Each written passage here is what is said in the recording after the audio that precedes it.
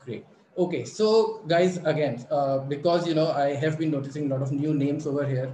A lot of you guys would be regular attendees as well. So let me just give a brief introduction about myself. Someone asked to give some motivational or inspirational thing about myself, but there's nothing motivational. See, I've currently joined and heading sales at this new startup called WealthDesk. Now, what is WealthDesk and all, I already covered in one of the sessions, so I'm not going much into there, but that's completely, it's a new platform which is mainly looking at creating some advisory kind of a model for your portfolio needs. Before that, I was working with Edelweiss Private Wealth for about 2.5 years, where I was handling HNI clients' portfolios, basically which ran into crores and all.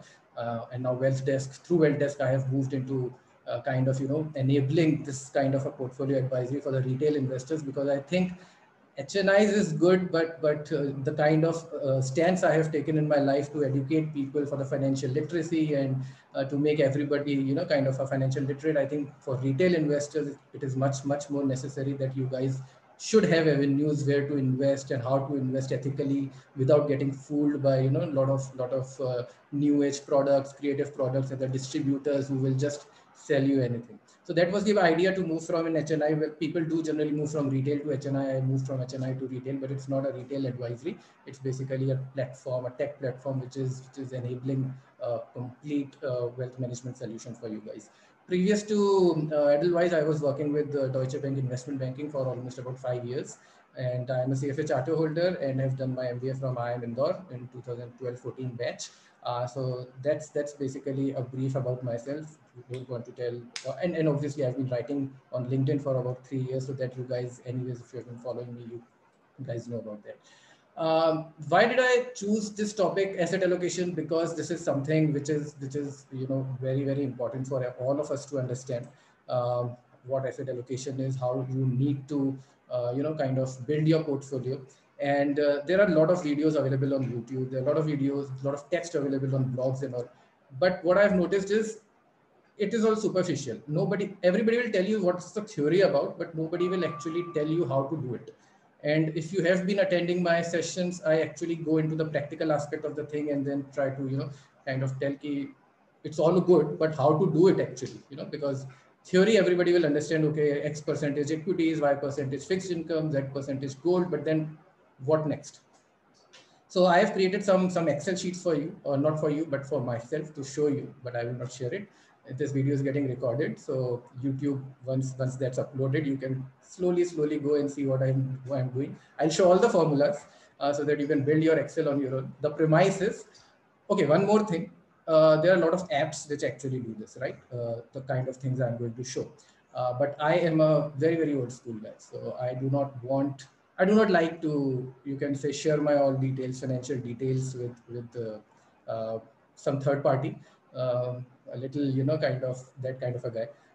But that is why I just want to keep all my financial details with me. You guys, if you are okay, you guys can share. There are a lot of apps, as I said. I do not know which apps are there, those, but there are. So you need to figure it out by yourself. But I generally believe that you need to take control of all your finances in your hand, how much ever possible. If you take control of your health, you should take control of your wealth as well. That's very important. Basic Excel, I am sure all of the people, 240 guys over here who are attending it, will know at least know how to use Excel, right? Some basic formulas. So that's not going to be tough. I think you spend one day, like 3, 4, 5 hours, 6 hours setting up the Excel, and then you're sorted for life. You just need to keep it updating. I'll show everything. So with that, lot of gyan already has been given. I am not going to get into theory at all. I'll only be concentrating on the frameworks. And let me just share my PPT with you guys. One thing I just want to kind of mention over here is that, unlike many other previous sessions, I think this session we are going to have a lot more people joining in. So there's a request, guys. Vijit, I would not share the Excel sheet because they have some proprietary numbers. I will show you so that you can kind of use it by yourself, and this video is getting recorded anyway. So the other idea is, I just really want to not spoon feed you, and want you to actually do it yourself, because then you will appreciate it a lot more. Um, Volume, can you increase? All good, connect, fine. Okay, I'll be louder. Okay, that's sure. Parth, I will share the YouTube channel with all the, after the session, I'll share the recording link with all of you guys. Please speed up the session. Will you share this video? Okay, all this will be shared. Now, just the last request before we start is going to be that please do not write all these until unless very important. Please do not write much on the chat. Just please be specific to the questions, because then ultimately towards the end I have to go through all the questions, right? So be a little more careful in what you're typing on the chat. Okay, I'm trying to get a mic little more closer. I think if that's better, that can be fine. That should be fine. Otherwise, I'll be louder. I'll be louder. Uh, I hope that's better. Okay. Okay, now let me just share my screen with you guys. And okay, this is Excel. This I'll probably pull out later. All right, so here we start, guys. A little bit of prerequisites and disclaimers. The disclaimers are basically listen with an open mind. So what happens is that there might be a lot of frameworks. There will be a lot of people in the audience who would already be using some kind of an asset allocation technique, be it by themselves, be it by, they would have learned somewhere. But for this session, just keep with listen with an open mind, because I'm going to share two frameworks with you. One I follow, and the other one I do not follow, but many people I advise they like to follow it. There can be other techniques as well, but it's up to you whether you want to follow it or not. What I follow is actually, gives me a good night's sleep. I am not worried about the crash of March 2020. I am, but not to an extent where, there was panic all around. I am not worried about whether we should sell now or not. The market is at 15,700, whatever it is, and people are like, "Ab beche kya? Should we exit now?" With my framework, you do not need to worry much about that, and this is going to be very interesting, right? That if you are not going to be worrying about when to sell, and you'll get the indications when to actually sell. Treat your wealth as to be as important as health. That is, keep a check and don't ignore. So I have noticed a lot of people will just like keep doing SIPs and generally won't actually, kind of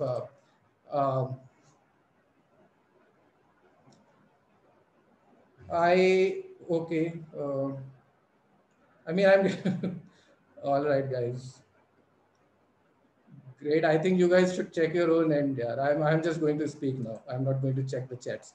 Okay, so keep a check on your, just like you keep a check on your health, please keep a check on your wealth as well, because I treat it as important as possible. How much do you need to keep checking it? I will cover all these things later. Generally, people say once in a year or once in 6 months. I think you need to speed up a bit, more than that. There are some strategies I use and find them practical. There may be more as well. Can't discuss all. As I told you, remember, asset allocation isn't one size fits all. It can be different for everyone. Sorry, there's a typo. So basically, guys, frameworks are there. You need to put in your own thoughts. You need to put in your own personal situations, assets, liabilities, and then come up with certain asset allocation, which I will tell you how to do it. Excel numbers, which I will share, are just hypothetical, just for examples, but few numbers obviously will make sense.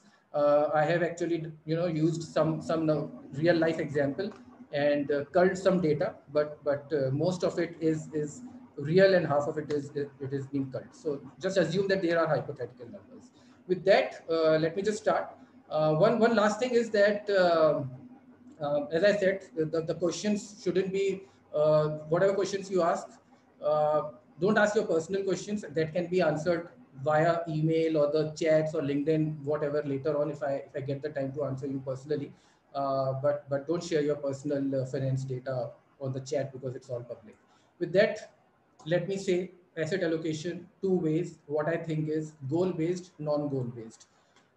You would have all heard about goal-based investing is something which is, kind of very popular, and people do follow goal-based investing. What is goal-based investing? You have certain goals and then you classify them into your buckets, long-term, short-term. But okay, this is all gyan. Now, what happens after that? What will you do after that? So we'll cover a goal-based strategy, how to do a goal-based investing, asset allocation, and then a non-goal-based investing. So not everybody will be comfortable, thinking about your goals for like next 40 years, 50 years, retirement and all. There can be questions like, how do I think, what am I going to do in 2050?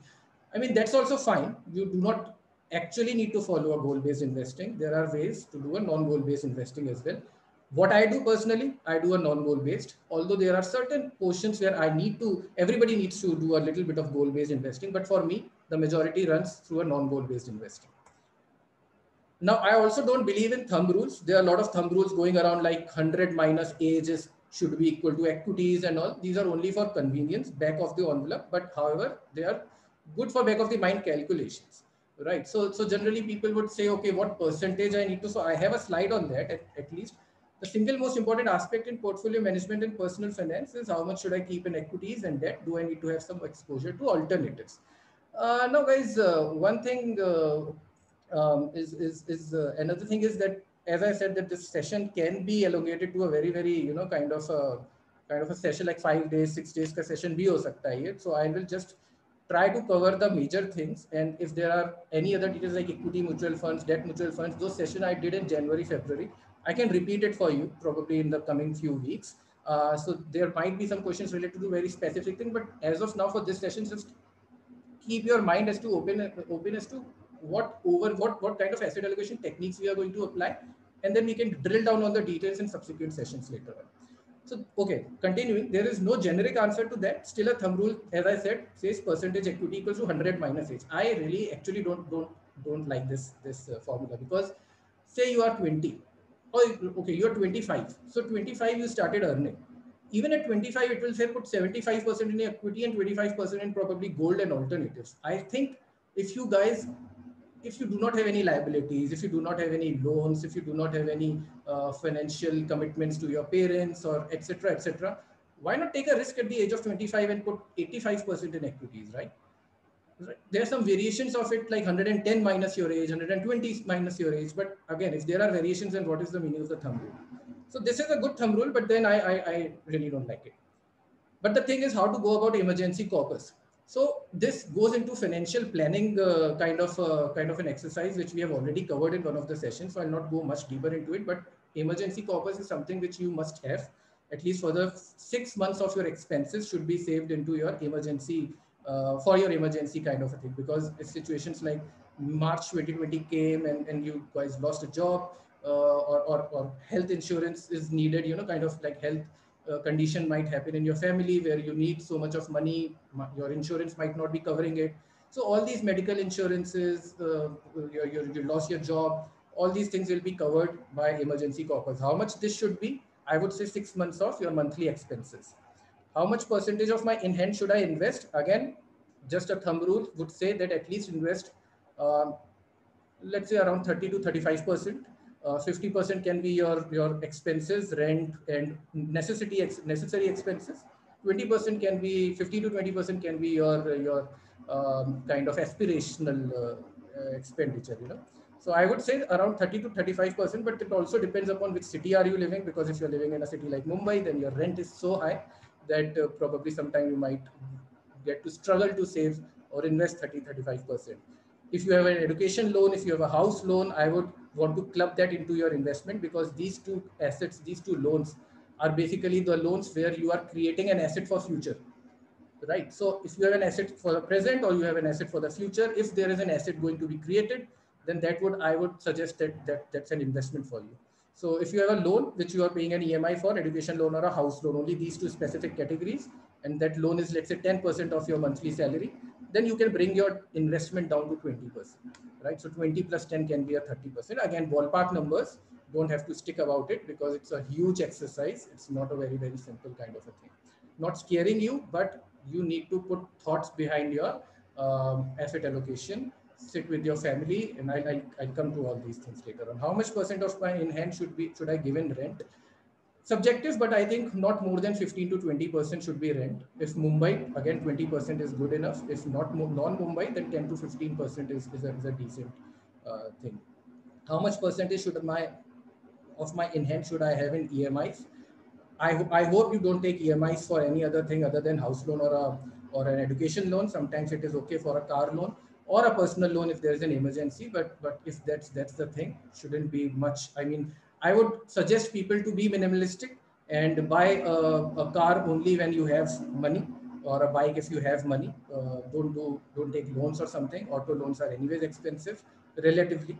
And you are anyways, you have alternatives, right? You can travel by auto, Ola and Uber. No? What's the issue? Till now, I haven't bought a car. So I mean, I'm not going out anyways. So that's a plan to buy. But then, had COVID not been there, I would have never even. I like to be asset light, guys. So I would never want to buy a house or a car or anything like that.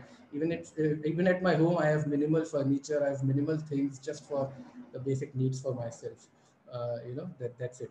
How about insurance? Insurance is very important, and along with your emergency corpus, the first thing which you need to do is to buy a term insurance, buy a health insurance, and and get it build a corpus for your emergency corpus, right? So right. So okay, just a second. Okay, I'm not disabling chat right now because you guys are doing wonderfully well and not typing in. At least as of now, don't type in. Correct. So this is some thumb rules where I just wanted to share with you. Don't follow all of them to the numbers I just said. These are only some kind of back of the head numbers. Now let's delve deeper into goal based. What is a goal based asset allocation? Now you need to divide your goals into three categories basically: short term, medium term, long term. Where I say short term is not 1 to 3 years. Sorry, again a typo. It's 0 to 3 years, right from today to 3 years from now. Medium term is 3 to 7 years, and long term I would say seven plus years. Why would I say long term 7 plus years, and why these categories? And these are not any bookish kind of a thing, guys. These are something which I have thought about myself and kind of practiced over the years. They may be very similar to books because obviously I keep reading a lot of stuff, so take inputs from a lot of places. But the thing is that um, long term 7 years, because I believe the economic cycle runs for 7 years, and I think if you have a long term investment goal, then you can probably look to invest into equities, and that's the reason. Uh, these are dynamic and will keep changing. Now there are questions that how do I tell about my goal of retirement if I'm just 25 years old, right? A 25-year-old guy will never, you just started your job, or kind of, you're just enjoying your life. You're not married. You're partying every weekend. And then I'll tell you that as a financial advisor, that boss, you need to think about when you are 50 or when you're 55, 30 years down the line, how much corpus would you have to invest in order to build a retirement corpus for yourself? And that guy will obviously throw me out. He'll say, "Arey, yaar, I'm like partying every day, and you're talking about retirement." But no, I guess these things are important, and this is where the financial literacy angle comes in. The earlier you actually start, the better it is, because the compounding effect, everybody knows about that. The earlier you start, the more compounding of all these things will happen. I'm not getting into compounding mathematics right now because I hope everybody understands that. But the point is that right now, if I have a goal, let's say 4 years down the line, can't that change? Okay, let's come back a bit. Let's say I started making these goals and all. I started my job in 2019, right? Now who knew what will happen in March 2020? Most of your goals will be thrown out of the window, right? Everything got changed after 2020. So that's actually, something which you need to keep re-looking at, keep reviewing it every 12 months. You can review it at earlier as well, but I think I think 9 to 12 months is a good period to review. Also, you can keep reviewing it when some major incident in your life happens, in your life or in the society life or in the world life, like 2020 March is one thing. Or let's say, you somehow received some kind of an inheritance from your grandfather, father, whatever. I mean, or you change your jobs. Suddenly, your 15 lakh salary becomes a 35 lakh salary. Suddenly, you decide to do an MBA abroad. So all these things will keep on coming in. It's not necessary that I sit together today and then jot down everything possible which is going to happen in my life. So goals have to be very flexible, but you need to have some kind of a framework in your mind, because you need to know what kind of and where do I start investing.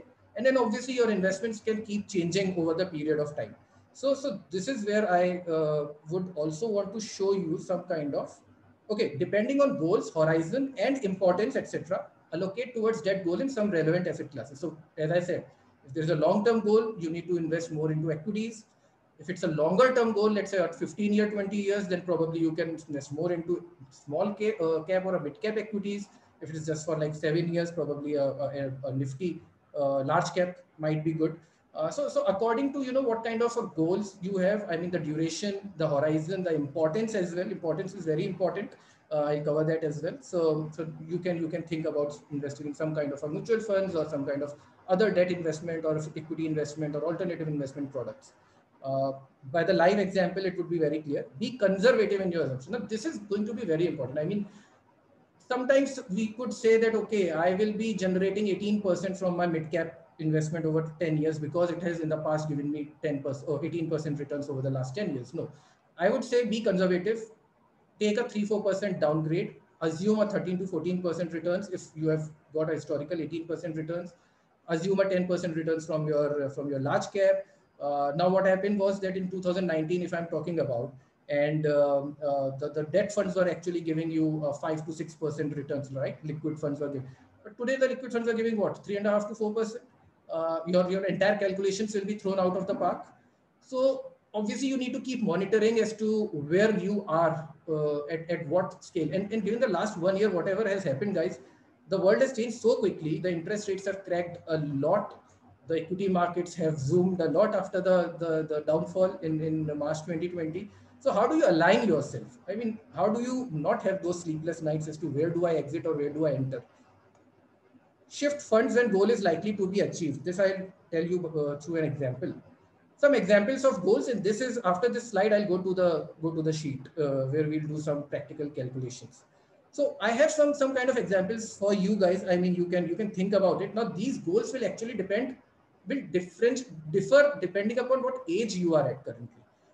If I am at, let's say, 33 or 34, whatever, for me, short-term goals, medium-term goals, long-term goals would be completely different for some vis-a-vis compared to someone who is, let's say, 25-year-old guy. Now this I have just made for someone who is, kind of a generic one, but for those who are in late 20s or early 30s, emergency fund is necessary for everybody. If there are some repayment of personal loans, should be short term, should be done ASAP. If you need to buy a vehicle in 1 year, if you need to do a domestic or international trip with a family, if there is a wedding for yourself, if you are in late 20s or 30s, probably if you are 27, 28, probably you would be thinking to get married in 1 or 2 or 3 years, and buying that expensive gadget which you always wanted. I had Apple iPhone in my mind, but these days, a lot of these new gadgets are coming in. There's some aspirational stuff which I was talking about. I never buy them, but you guys can. Medium term, some examples are amassing money for down payment of the house, maybe, right? If you are like late 20s, probably in 5 years, you might be 33, 34, you would want to buy a house, kind of a thing, at least down payment. Medical fund should be actually imminent as a health insurance, but you need to keep on building a medical fund for yourself or your parents for a medium term. I have just written like that. Higher education for kids, maybe. I mean, again, this is example is not for probably someone who is in early 30s, but someone who might be in 40s. International trip with family, again, wedding self can be again come if you are a 25-year-old. As I said, this is a generic kind of stuff, but depending upon what age you are, what aspirations you have, you can put your goals in one of these buckets. Buying a more expensive second car, maybe. Longer term goals can be your kids' higher education, kids' wedding. And why I've written higher education and not normal education? Because, generally what we believe is when we are building up a family and the kids are growing up in school, all these are necessary expenses which you need to incur for the kids' school, right? Fees are increasing, I know, but then somewhere you need to include that in that 50% household expenses which I was mentioning, because those are your kids' expenses. You're not going to save for class fourth ka fees, class fifth ka fees. That goes on with your salary only. Retirement, of course, and pass on wealth to next generation, which is estate planning. That can be also a goal. And some people have some HNIs used to have this goal of philanthropy. So if you want to have it, otherwise see what. So these are some kind of a broad buckets which I thought goals can be clubbed into. And now let's look at how do actually you set this up and think about how to do it. So let me just share my Excel with you. The first Excel, I have 3 Excels for you today. So let's go to goal-based investing. Okay, I just want someone to just 1 or 2 people to just write if you can see my Excel sheet.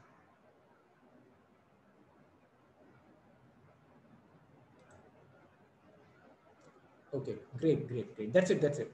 Thanks. Right. Okay.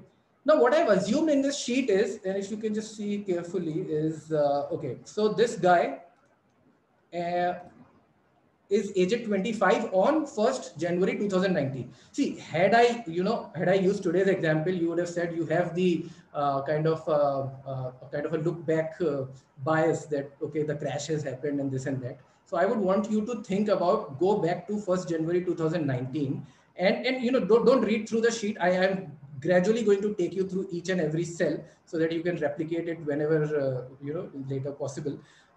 So just assume that I am making this, I'm advising someone to have your goal set up. He's aged 25 and the date is of 1st January 2019. Today is 12th June 2021. 2.5 years have actually passed. Now, in those days, I would ask him I would guide him to think about what his short-term goals are. Let's assume this guy is earning a salary of 1.5 lakh rupees per month post tax. ज़्यादा लग रहा है 1.2 कर लो, कुछ भी कर लो, just put in your thoughts about it. कितना होना चाहिए, and depending upon what kind of salary you have, what kind of in hand you are earning, what kind of growth in your salary you are assuming, you can work out these numbers by yourself. Now these numbers are only, and this is a hypothetical number, right? Hypothetical situation. So I'll give you how I have arrived to these. Emergency fund is very important, and as I said, 6 months of your expenses should be at least kept aside for an emergency purpose kind of a fund. I assume that this guy's monthly expenses were just 25,000. In fact, when I say 25,000, it's too less. I mean, yeah, should be more, because if he's earning 1.2 lakhs, so by 50%, I think 60,000. But because he's just started earning, he might only have expenses as rent or partying or all these kind of a thing. So let me just increase it to 3 lakh rupees. So when I am discussing this with you personally, I would keep on changing these numbers, right? Depending upon what you also give me as inputs. Probably when I discuss this with him, he might have had some other thoughts, right? But these thoughts might have changed over the period of time. So let's say 3 lakh rupees is something which he needs in an emergency funds, which is 50,000 per month of expenses. So let me just change this a bit to 50,000, and then the importance is, as I said, it's very important. What is the importance of an emergency fund? It's very high. I am assuming a 0% returns, although the returns can be 3.5% or 4% if you are investing in savings or an FD. But I am expecting that this guy should have that 3 lakh rupees currently with the savings account. If doesn't, then probably he can build it over next few months. Okay. Now, how much monthly? Immediate. If there, else build it up. So if you already have 3 lakhs, very good. Otherwise, you need to gradually build it up. But as soon as possible, you need to get it to 3 lakh rupees, boss. Savings is a good way to keep that money, because see, it is not such a huge. People ask me, where should I keep my emergency kind of a corpus? You can keep it in a liquid fund, you can keep it in a savings bank, but today liquid fund and savings bank are giving almost a similar kind of returns. Probably on 1st January 2019, I would have said, okay, I agree over here that on 1st January 2019, I would have said put it in a liquid fund, because that time liquid fund were actually giving you a 5% returns and savings account were giving you 4%. But had you got a savings account with IDFC First Bank kind of a bank, you would have been making 7% returns also, right? So as and when the situation is, you can kind of, it's not a big amount that will make you much richer if you just got 1% extra return from somewhere. So I think play safe, be it in savings, because that's something where you can easily cash out, easily liquidate. Liquid funds will take 1 day for your money to come back. Even FDs are good. FDs can be kind of short term, 3-month FD, 6 months FD. If you break it before, you may incur some penalty, but FDs are also a good instrument. FDs are taxable, yes. You pay the full slab rate tax, but again, the point is that savings is much tax efficient. So anyone can you can divide it into these kind of things. This guy, let's say, had a second aspiration to buy a bike. Now, when are these things he want to do? He want to buy a bike in, let's say, 10 months. Okay, he would have said, Abhi, I don't have so much of money, and let's say that after, and he lives in Mumbai, and let's say after the monsoons get over, I want to buy a bike. So October 2019, 10 months down the line, he says, I want to buy a bike which is at least 1 lakh rupees, right? Whatever bike it is. He always wanted to own one because he loved bikes, but he did not have one. He was just waiting for his salary. Importance is high, not very high. Even if he doesn't have a bike, he's okay. But then he wanted it. It's aspirational. I would assume a return of 5% on 1st January 2019 and put money into ultra short or an ultra short duration fund or an arbitrage fund, which I think is good for a 9 to 10 month kind of a period. Right. Again, you can have more options like a short or low duration fund and all those things. But I think ultra short duration or an arbitrage fund is good enough. And here I have calculated. And if you want to see, just see the formula over here. How am I calculating how much monthly? It's nothing but you have the final value. The final value is 1 lakh, which is going to come in 10 months. So by that floor wala thing, I have just calculated the difference between the number of days and divided it by 30 to calculate the approximate number of months you need to kind of have it. And obviously your returns are going to be 5% upon 12 because it's monthly compounding.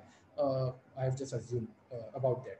And you need 1 lakh rupees. So every month from now for 9 months, you need, so this is 1st October 2019. So it's actually 9 months. You need 10,927 rupees per month to be invested somewhere so that by the end of 9th month, you can build a corpus of 1 lakh, assuming a 5% returns.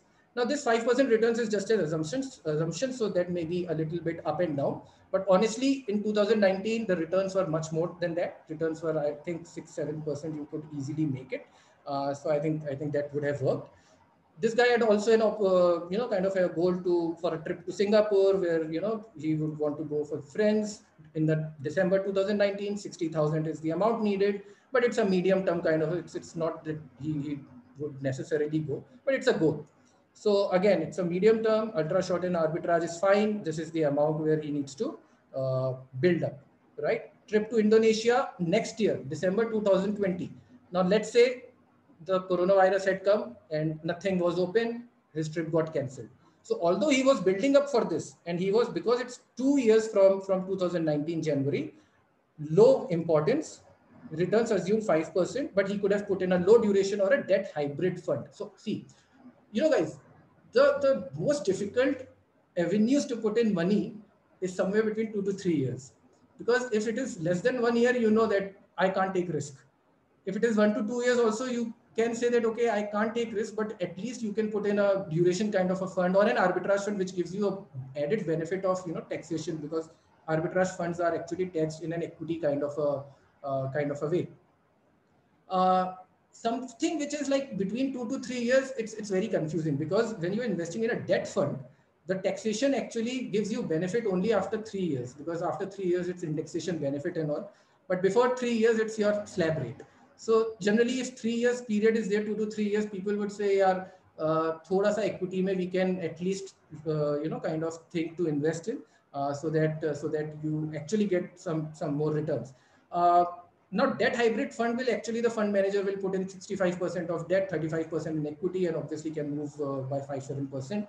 If you can do it by yourself, put in two different funds, one probably in your kind of a debt fund and one in equity fund. But this, I have taken an example of someone who doesn't know much about and kind of confused as to kab kisme kitna dalna hai. So I think it's better to put in a debt hybrid fund. Taxation will be higher. Obviously, taxation will be closer to your debt kind of a fund, but equity will give you some kind of a kicker. So either a low duration fund or a debt hybrid fund and some kind of a mixture is also good.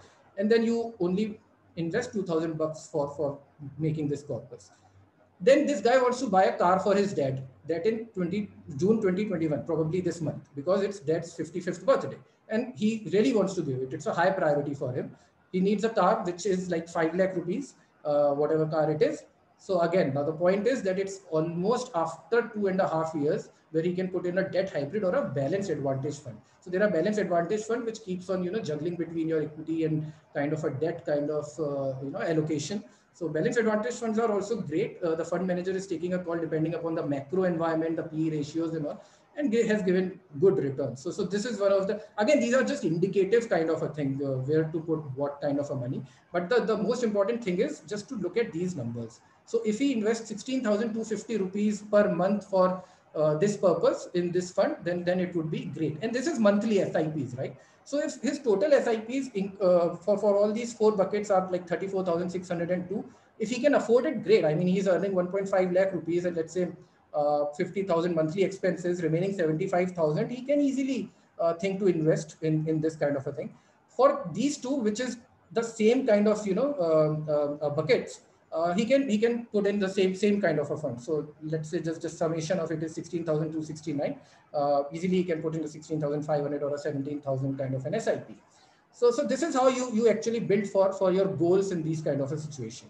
Similarly, I mean, if this sheet, I'm not going through all of these numbers, but we'll just go through the assumptions. For the medium term, it's his own wedding, November 2023. Okay, I mean, it's subjective. It's not like in 2019 January you think in November 2023 में ही शादी करनी है. It can move a bit, but that's something which kind of he thought, okay, that can be a good time. Then obviously the trip with his wife after marriage, which is fondly called honeymoon. He will have to buy a car because now that he's settled, he's back from the trip, and then he would want to buy a car for his family. And then household expenses, because till now he was living a bachelor's life, but now he's living a married life, and then he would want to buy a TV, fridge, and all the household expenses will be there. So all these things are, and by 2024 June, I mean, give him some 6 months because he's still earning. Wife will also be earning, so double income, hopefully. So these are some amounts which probably he would have said, okay, I want to do a minimalistic wedding, 5 lakh rupees by November 2023, not too extravagant. ठीक है, I mean, that's his wish. Otherwise, he can put on a 50 lakh rupees if he can afford it. Wedding के पैसे तो parents भी दे देते हैं, but I am just assuming that he is not getting any support from parents and putting in all by himself. Right, trip with his wife to Euro trip is 3 lakh, buy a car 5 lakh, or household expenses 2 lakhs. Again, the importance, and here I have assumed some higher returns, of course, because now this goal is somewhere around 5 years from that date, 4.5 or 5 years, quarter to 5 years. Easily you can put in at least an equity large cap index fund. Why I'm saying index fund is because I don't want him to, because this is very important, very high importance kind of a thing. I do not want him to put in a mid cap or a small cap because that's slightly risky, and you should have a higher horizon for it. Right. For trip with his wife, you can probably put in a little bit of a mix of a large cap and a mid cap. Mid cap because importance is low, let's say. It might be some contribution can be done from wife as well. So I think mid cap exposure is fine enough. For buying a car, which is a medium, again, similar. I mean, he was giving his father a car, which was high because that was emotional angle. Here he can actually work by not buying a car for a few more months. So this is a medium importance. 12% returns, I am assuming, and large, mid, and small cap exposure can be there in certain allocations. Whatever allocation you might have. And then household expenses can be a mid of large cap and a mid cap, again, a high kind of a thing. And these are all some values which probably he should start an SIP for in different kind of index funds or a mid cap or small cap fund. Again, a 19,000 SIPs, which should be good enough if he starts today. Long term, kids education, kids wedding, buying a house, retirement, philanthropy. Philanthropy, I couldn't put any number because that's something which he wants to do. Now look at by when. Abhi, this is so futuristic. This is so futuristic. You cannot, kind of give a very accurate specific date. But still, I mean, how did I arrive on these numbers? See, he's 25 in 2019. He's thinking to getting married in November 2023. I mean, these are all some practical thoughts you need to have. So by the time he's going to get married, he would be somewhere around 29.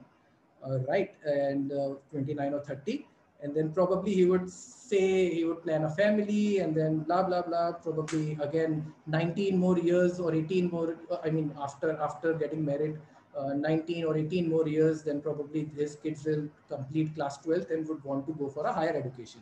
So generally just gave a practical thought to it, and then July 2042, I arrived at it. Kids wedding 10 years after his primary, I mean the grad. He wants to buy a house in 10 years, 9 years, Jan 30.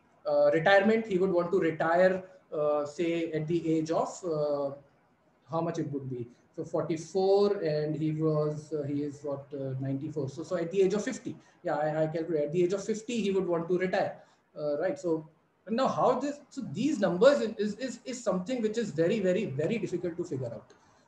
The only thing is, boss, abhi se how do I tell the numbers that, kids education mein kitna lagega? Of course not. You can't tell. And where will the kid educate from? I mean, will he be getting his education from an Indian institute? I mean, from India, the expenses would be too less, or whether he would be wanting to go out. At the age of 25, you yourself do not know if you want to go out for a higher education for yourself or not. How do you plan it for your kid? So I have just assumed all the conservative numbers कि boss वो तो बाहर ही जाएगा, and अगर वो बाहर जाएगा तो if I am incurring somewhere around, let's say, 1 crore today, I just assume 3 crore. You can change the number, you can change it to 4 crore. I don't mind, right? It's basically, you need to keep revisiting this number as to how expensive the education are getting, how expensive the weddings are getting. You never know whether this guy will get married like extravagantly, or like me, minimalistic wedding. So again, just a hypothetical number of 1 crore. Keep changing it depending upon how your salary levels change, right? 10 years down the line, you can afford, 10 years down the line, you could be a millionaire. Probably you start your own startup. When you start your own startup, then probably your ESOPs, or your, not ESOPs, but your promoter holding may result in some crores, right? So you, entire thing gets changed. So these numbers will keep getting flexible. And I just said that keep revisiting it every once in a while when some big event happens in your life. So all are random numbers, but this is the number where I would want you to concentrate upon, retirement numbers. Again, very back of the envelope calculation. I would say today's expenses monthly is earning 50,000. Expenses are 50,000. I do not know. I don't remember why I did 25,000 over here and 50,000 over here. But anyway, it's 50,000 today. So yearly it is 6 lakhs, right? Expenses, but post wedding will increase. I just assumed his expenses will double post wedding after 4 years. So 12 lakhs rupees probably his expenses, 1 lakh per month. I assumed long-term inflation on an average to be 4% and lifestyle increase as a 5% because he'll keep upgrading his lifestyle, right? But only for the first 10 years. By the time he reaches 2030, see, the lifestyle actually curve goes like this. Once you are at a certain stage, no, उसके बाद कितना lifestyle बढ़ाओगे? हो गया luxury life, and then you will have to maintain that life. You can't degrade yourself, but you can't upgrade also, right? After 4 BHK, 5 BHK, you can't go to a 50 BHK.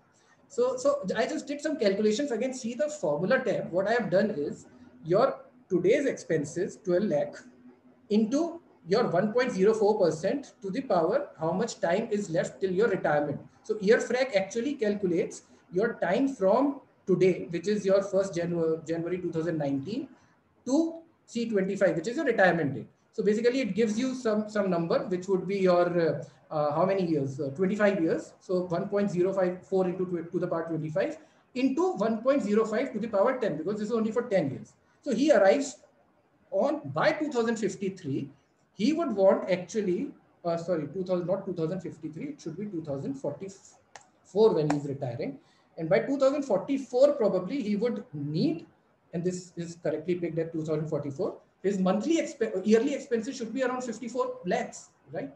Which is 12 lakhs today, just by inflation and his life upgradation. If you don't agree with my inflation rate, change it to 5%. 69 lakh rupees needed. Change it to 3%. 42 lakh needed. I mean, this model can be made by you at your home. Whatever your assumptions are, keep changing your assumptions. Keep revisiting it. Lifestyle increase. You just want lifestyle increase for 5 years, or you want for 15 years. Change it in this formula. You will see how your numbers start changing. By 2073, I am just assuming this guy will be alive till the age of 80. So if he is born 1994, which is what we have assumed, he would be alive till 2074, which is decent enough, 80 years. By the time, so that means he has 30 years of, kind of, he needs to sustain himself with his savings for 30 years. And I assume that, when someone is retired, he will also gradually reduce his expense needs as well, but I'm not taking that into account. A lot of moving parts, but this formula will give you the future value at, kind of, I've assumed for some years, which 20 will actually change it to 30 now. And he would actually want 24 crores corpus. Now, how much is possible to make a 24 crore corpus by December 2044? If I am assuming a 13% returns, because his EPF is also there, NPS, equities, alternatives, all kind of investments, 88, 89 lakh rupees per month should be at least invested. Today, can he? Maybe not. But it's not necessary that you start your retirement corpus building today. You can start your retirement corpus building, let's say 5 years down the line when your salary increases. Obviously, this corpus increases, 88 lakhs का वो बढ़ जाएगा. 88 lakhs का वो हो सकता है 88,000 का वो 1 lakh हो जाए.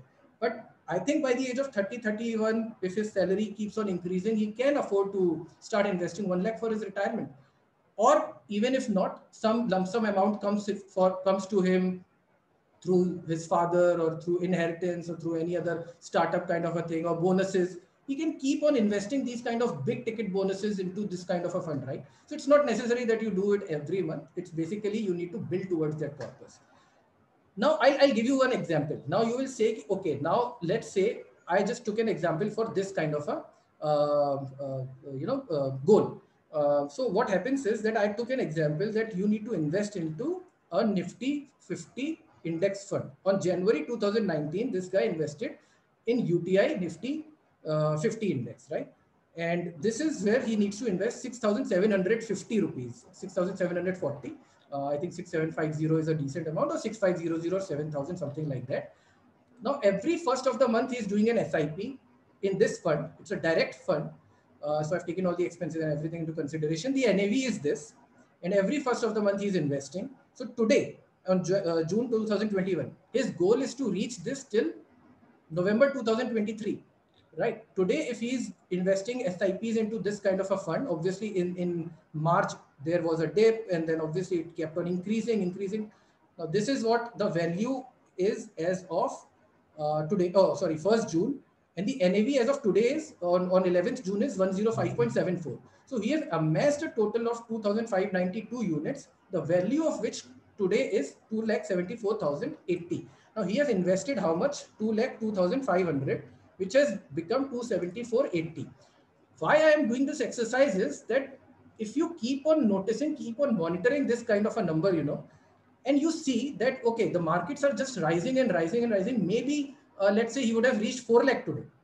If he had reached 4 lakh today, and if you see that if I shift all the money from equity out and invest everything in a safe debt fund, which is giving 4% or a 5% returns for the next 2 years, till the time this goal is achieved, 2.5 years, whether I will be able to achieve 5 lakhs or not. So you do not need to be kept invested into equities until November 2023, because equity markets, you never know. 2023 maybe a March 2020 kind of a situation, and your 5 lakh almost would have become a 4 lakh, right? Or you might be happy that, oh, my 5 lakh has become 6 lakhs. I'll keep on investing. But when you need that money, your money is gone. So I would say stick to your goals.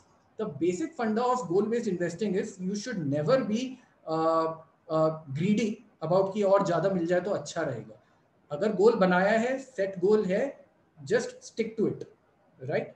You can never catch a bottom, you can never catch a top. This is one of the most important things you need to keep in mind. So once you reach that kind of a figure, maybe let's say January 2023, for the next 8 months, 9 months, shift the money to debt funds, safer funds, so that by November it becomes 5 lakh rupees. That is why I just say that keep on updating this kind of a sheet, or not this sheet, but at least these kind of, I'll come to the sheet later on, at least once a month. I'll discuss this later on. So I guess this goal-based investing is clear, guys. This is just a very small example, but if you start doing this by yourself, it will take some time. Discuss your goals with your parents, discuss your goals with, if you are married, discuss your goals with your wife, sit together, make this planning. I mean, this is your money. You have to do this, right? So this is one framework which is used by many. I don't use it. I generally use only this question. So what do? I don't want to think about my goals. I've given enough gyan, but I don't want to think about my goals. Then there is a second method. So here I'll take a little bit of a pause, not to take questions, but I want to drink some coffee and move on to the next section. I'll take questions later on, guys. It's already almost 5. This session is anyways for 1.5 hours. The next question is going to be very, very interesting, which will actually that sleepless night wala thing. Non-goal based. Okay. First step, run a risk profile questionnaire to gauge your risk-taking ability and risk-taking willingness. What are these two words? No, I mean, why? What ability? What willingness? Okay, I'll come to that later on. No, I'll cover that now. See, your risk-taking ability and risk-taking willingness are two completely different things. I'll just give you one example. You are 25. Again, same example. You are 25. You do not have any kind of dependency. I mean, your parents are not dependent on you. You are not married, no liabilities, education loan is not there, house loan is not there, entire salary is yours. Your risk-taking willingness is too high. You can take risk, but you are earning 50,000 a month, right? In a city like Mumbai, your risk-taking ability is low, correct? On the other hand, let's say you are earning 1,50,000, but you have old parents to take care about. You have taken an education loan. This is somewhat my story. In 2014, I had a huge education loan from IIM Indore, and my parents are also dependent on me. So, although I was earning well at Deutsche Bank, my risk-taking willingness was low. My risk-taking ability was high, but my risk-taking willingness was low because I could not afford to put in extravagant spending and all those things because I had many things to take care of, right? So these kind of situations will make your ability and willingness differ. The questionnaire, which you, the risk profile questionnaire, actually, it's a SEBI requirement whenever you take an advisory service, and a lot of these banks, a lot of these wealth firms will have compulsorily ask you to fill a risk profile questionnaire. Some people who would have got a wealth basket over or wealth desk over, I mean, these kind of questions would have come. So these are not foolproof questionnaire, but will give you some idea. Why not foolproof? If today I'm answering 10-15 questions, my mood is very good because I just got a promotion, or my I just had a very wonderful lunch. My mood is very good. I will probably answer things in a much more positive way. But sometimes my boss has got furious with me, and my mom was like last month, if you had asked me this question given to me in March 2021, when I was just trying to move out of Edelweiss and into Welltest, very excited, my responses to all these questions would have been completely different. Vis-a-vis, when I was not in a great situation health wise, my mom was not in a great situation, and someone would have asked me to fill that questionnaire, my responses would have been completely different, right? So you need to keep evaluating yourself, and you are the best judge to know, best person to judge yourself whether what is your risk taking ability and risk taking willingness. You know what, I have spoken with a lot of college I mean these PhD guys, research guys. A lot of research work is all across the world going on how to make a great decent questionnaire which will gauge people's risk taking ability and willingness. But and that too asking minimum questions, because you can't ask like 50 100 questions to people, correct? So basically, with just 15-20 questions, if you can gauge someone's risk, it's a research topic. It's a great topic to think about. So that's something.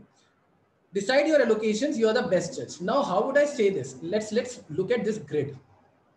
This grid I just made risk taking ability on the y-axis and risk taking willingness on the x-axis. What happens over here is that if your risk taking ability is high, but your risk taking willingness is low, or your risk taking ability is low, risk taking willingness is high, I mean, any of the two is low, you are conservative. I will take a conservative approach, whether one of your risk should be like on the lower side. So if you see both conservative, only strongly aggressive you can be when your risk taking willingness is also high and your risk taking ability is also high. You got a front end job in an investment banking, which is giving you 2 lakh rupees at the age of 25, no liability. Go out and like strong, kind of very aggressive, 80%, 90% into equities. Long time horizon. I have a lot of friends who are into PE industry, investment banking and all. They are just like earning so much that they say, boss, you just tell me where do I invest? Equities, private equity funds, PMSs, AIS. Then there are some people who say, yeah, kar to lenge, but abhi paisa nahi. So if you see, risk-taking ability is also low, risk-taking willingness is also low, strongly conservative. Although I would just say conservative, strongly conservative is nothing, but yeah. Basically, this guy has to not take any exposure towards equities. Balanced, moderately conservative, moderately aggressive, moderately aggressive, moderately conservative. Guys, I have one Excel for you. Again, it's a basic questionnaire. I had actually made this risk profile questionnaire in my summer internship for IIM Indore. So that is 2013. I just thought I'll show it to you, and I had run a lot of kind of these. You can see the tabs. I'm not going to show the tabs because that's the entire project exercise, but I'll put in some numbers and show how your risk profile can be generated. It will just take 2 minutes. Be patient. I'm just putting in some random tickets or random options, right? So what is your investment horizon? Let's say I'm a long-term investor because I'm 25 to 30 years old guy, 4 years, more than 10 years. Which of the following best describes your current life stage? Let's say single with few financial burdens, ready to accumulate wealth for future short-term and long-term goals. Let's say 1. right? Otherwise, their retirement, mature family, and all, which is for a 25-year-old guy, is not applicable. What is your expectation of how your future earnings would be? I would say it would far outpace inflation because I have studied from a great college, I have good degrees, I have good skill set, and I would say that okay, my increment, and I work very hard in my office. I would say my increment will keep on rising much faster than the inflation, which is 5, 6, 7, 8%, right? So let's say one.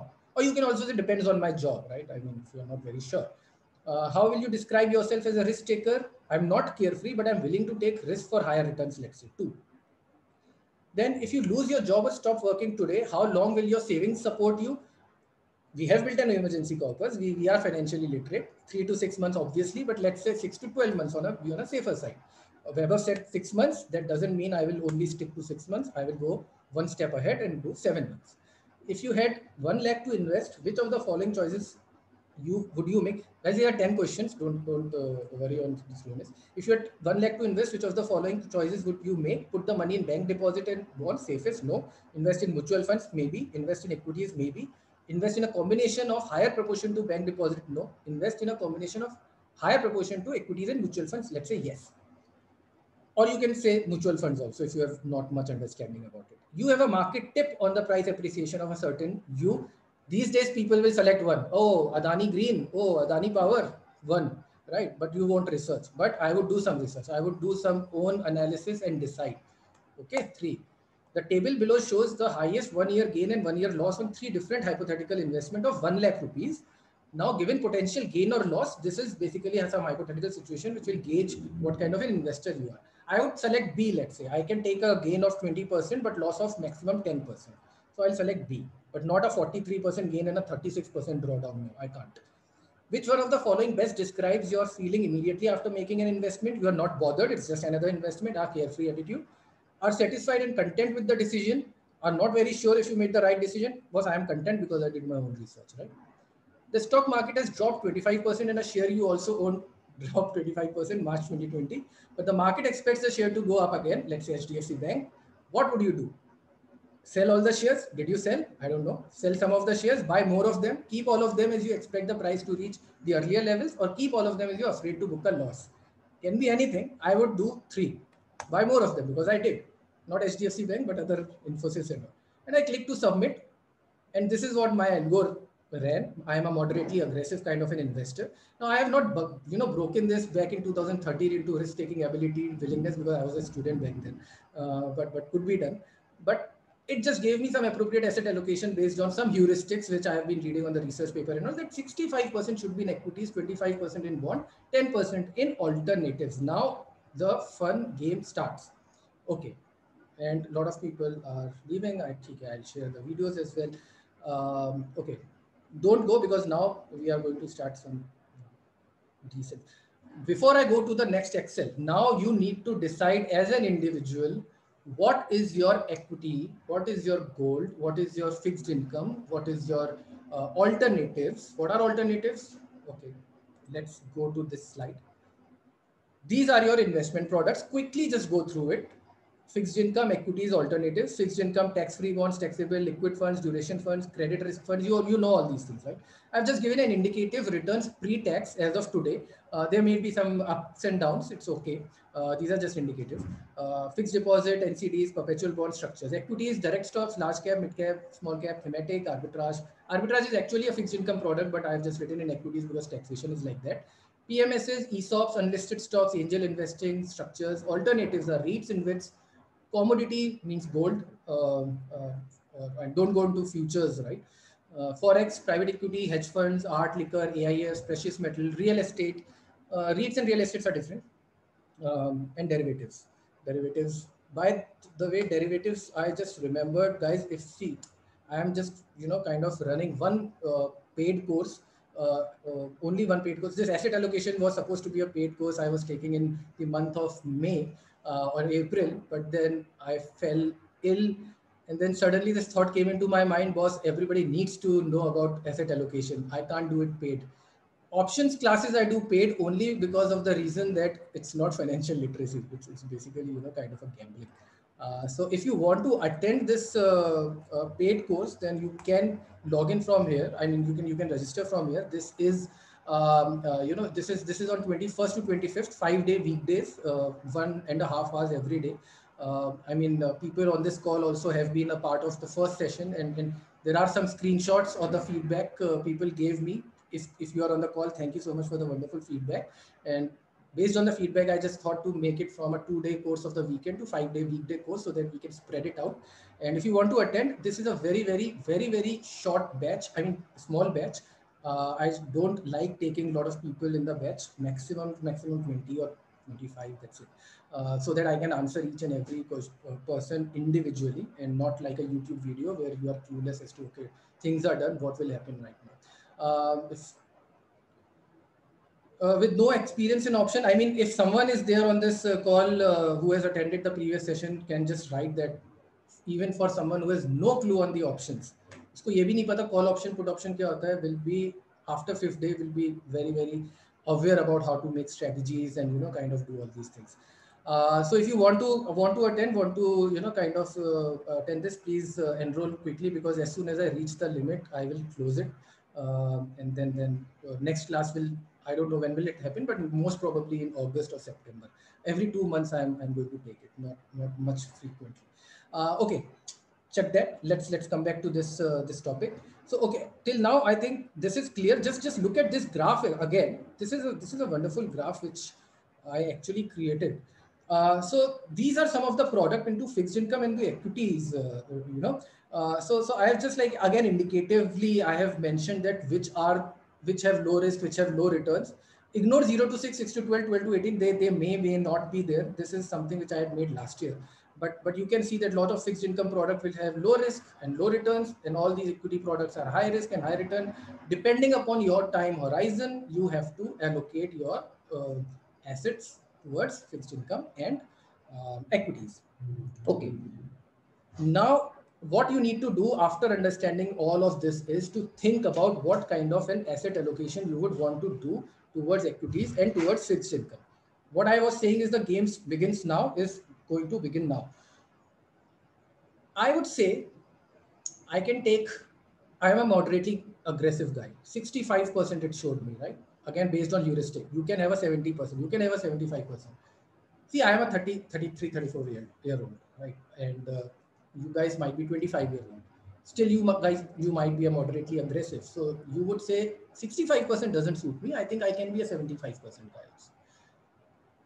More the equity, more the volatility, more the equity, more the uncertainty.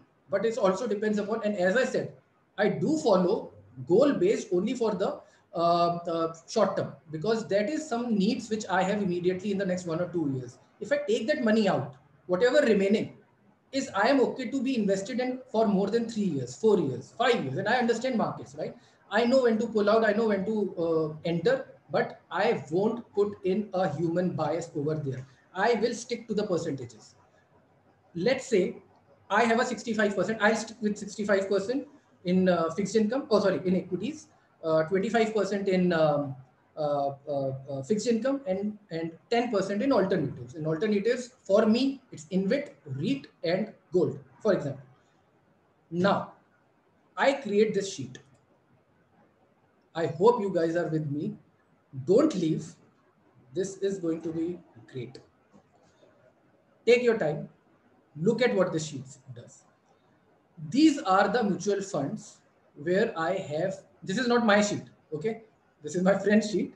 I manage his finances, and this is not his sheet also. I have culled a lot of things out from here, changed a lot of values, because this is recorded. So he doesn't like his values to be shown. So these are all hypothetical numbers. But the funds which he has invested into are basically suggested by me, and I would want to stick to these kind of an asset allocation, or to these kind of a mutual fund. What he is doing is, now what I have done is I have created separate sheets for all these mutual funds. Let's say Axis Liquid. He invested in Axis Liquid on 21st January 2020, 1,38,000. Why minus? Because it's an investment. When it is plus, that means he's getting back the money. He's taking it out. Why is he taking it out? What has he done with this? He was doing an STP. He was doing an STP in one of the funds. I don't know which fund, but one of the funds. So every week he was doing a 20,000 STP. So he put in a 1,38,000 at this NAV, how many units, and some basic details. Folio number I have hidden. You can write a folio number so that every information is there on the Excel. You can do this on apps as well, but as I said, I prefer Excel. And this is what his cash flows are from Axis Liquid, right? And if you go, I have left so much of space in between, that doesn't mean the sheet is empty. Way below, I have written what the current value today is. So this is what he has invested, right? Till this point, this is what he has invested, 1,80,104. This is the current, this is the number of units which he has, 81.28. If you see, these are the units, plus minus whatever. This is the NAV, 2299312. Now, this NAV I update every, I would want him to update, I update, whatever, every end of the month, once a month. You can do it 3 weeks, you can do it 2 weeks, whatever, depending upon you. I just updated it on 11 June, yesterday's value, just updated it before the sessions for the sake of your understanding. Similarly, I have for Axis Midcap. He's investing through SIPs, through whatever. So it's like 9,000 on 6th January, 35,000. So see, 20,000 is going from Axis Liquid to Axis Midcap. So just before the crash, this guy was investing in midcaps. 4th March, 5th March, 11th March, 18th March.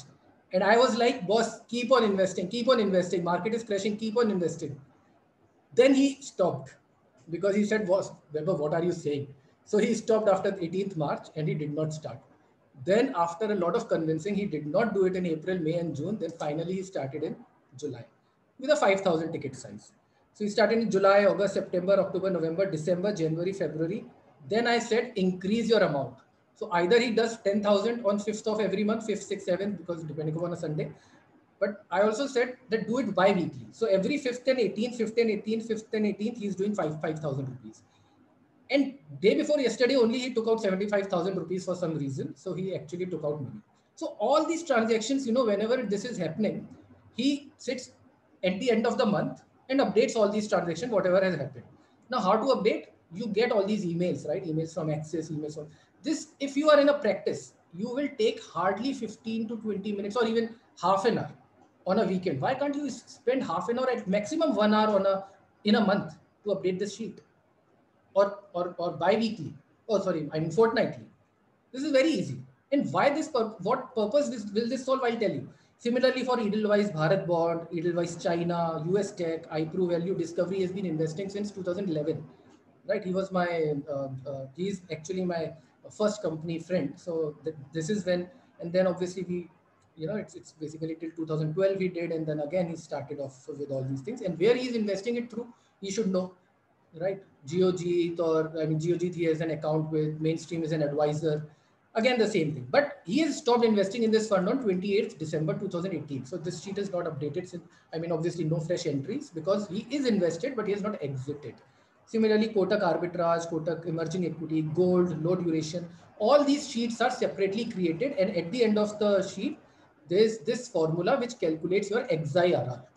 So this XIRR is actually calculated by this formula. I am just going to press F9, F2 on all the formulas so that you can see the formulas, and later on, if you want, in the video, you can look at the formulas and replicate it by yourself. So summary, this is your NAV, current NAV, which is coming by the summary sheet because he only needs to update the summary sheet NAV values. These are the sum of the units, whatever it is. This is the investment amount. And this will give you NAV into the number of units. And NAV, obviously, it is picking up, you are updating it every end of the month. So this is current value, 1,36,656 in Parag Parikh Flexi Cap Fund. Correct? Now, what you need to do is, any questions? Shiva, I'll come to all these questions. Okay, so you just need to update these numbers once in a month. How to update? Money Control, Value Research Fund, ET, Grow. So everybody gives you an NAV, right? Just update the NAV and everything is sorted. This sheet is set. I'm just going to all the tabs and stopping for 5 seconds. How I have used indirect function to pull out all the total investment values. This is what you are going to hard code. You are going to update. Again, indirect functions to pull out all the units on the first sheet, and total value will obviously your latest NAV into number of units. XIRR, again, I have pulled it from the sheet. You just put in which AMC it is of, and what type it is, and what subtype it is. Now, why all these things? When you are going to invest into, and you have your asset allocation fixed at 65, 25, and 10, this guy is updating it every month, or if there is a lot of volatility in the market, update it every 2 weeks and see what percentages are getting changed. Today, this guy is at 67.8% in equities. 65% was his strategic asset allocation. Tactical asset allocation is when you define a range and give some leeway, give some buffer. I have told him take a plus minus 5% buffer. That means if the markets are going up, you are keeping investing into equities, markets are going up, your value of equities will keep on rising. Once you touch 70%, which is your strategic allocation plus 5%, 70% is your threshold. Once it increases 70%, start selling. Start selling, bring it down to 70%, bring it down to 69%. You don't have to worry about what the markets are saying. This is very important, guys. If markets keep on rising, if he's keep on doing an SIPs, in equities, and let's say after a month, market goes to 17,000. This goes to 71%. I will ask him to sell 1% of equities and move into either cash or a liquid fund or a low duration fund. Why? Because he is okay with a 70% maximum equity allocation. He is not comfortable with more than 70%. Equities are risky. I mean, you can be happy that your values are increasing, you are making much more and more returns, but no. Fixed income, total debt 20.3%, cash 4.7%, exact 25% currently. Right? Gold is 7.2%. He can increase in gold. So not necessarily he puts in a liquid fund because that's already at 25%. He can shift some funds from his selling large cap stocks or selling equities into gold so that his gold becomes 10%. But I have not taken REIT, and he doesn't have REIT and InvIT. Probably he can put some money into REITs and InvITs. REITs and InvITs are hybrid. That's fine. But I am taking it in alternatives. This will actually not worry about when to sell. Whenever your threshold increases, just sell. Market crashed in May 2020. March 2020. Why did I ask him to add more into mid cap? I just showed you mid caps. I told you look. I'll show you one sheet as well where I told him to aggressively add into Nifty index fund and Nifty mid cap index fund. Obviously, there were overlaps and all those things, but Nifty index fund is where you actually kind of take positions from the large cap exposure into the large cap. Because his allocation towards equity went down from 65% to around 62, 61%. I had to ask him to keep shoring it up. Because obviously the market crashed, equities went down, overall proportion of liquid funds got increased. Liquid funds became 27, 28%. I take equities as a pivot until and unless equities are fine and gold goes down to 2% or 3%, which I don't think so ever going to happen. Then obviously you look at fixed income, but take pivot as your equity funds and then keep on jostling around. Now comes the second level. Within equities, what is your proportion going to be in large cap, mid cap, small cap? Although I've mentioned here Value International as well as direct stocks as well, because he does some direct stocks and all. But I will show you need to be very specific into asset allocation for even the subclasses. Now, this guy is an aggressive guy. An aggressive guy with a long time horizon can take a little bit more bets on mid cap and small cap. So I told him 50% large cap, 30% mid cap, 20% small cap. Makes sense?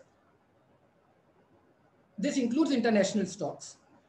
Where international stocks I have taken for large cap, mid cap sake of stuff that, okay, I don't know, but Edelweiss US Tech, Edelweiss China, and a little bit of Parag Parikh would be 50% into large cap and 50% into mid cap, assuming. Small cap nahi hoga because US and all those stocks, assuming.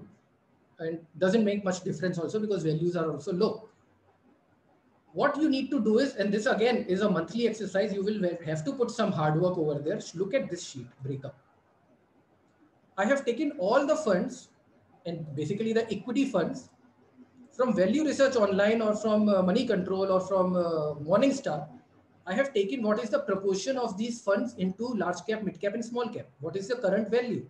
And depending upon what is my large cap, mid cap, and small cap exposure, because a Kotak Emerging Equity Fund is okay, 81% mid cap, but has 10% small cap. And look at SBI small cap. It's a small cap fund, but 39% is in mid cap. So although if I over here, if I just nomenclature it as small cap and everything goes into small cap, these numbers are arbitrary numbers for me. It gives me an indication, but real indication of what my current large cap, mid cap, and small cap allocations are actually coming out from these numbers.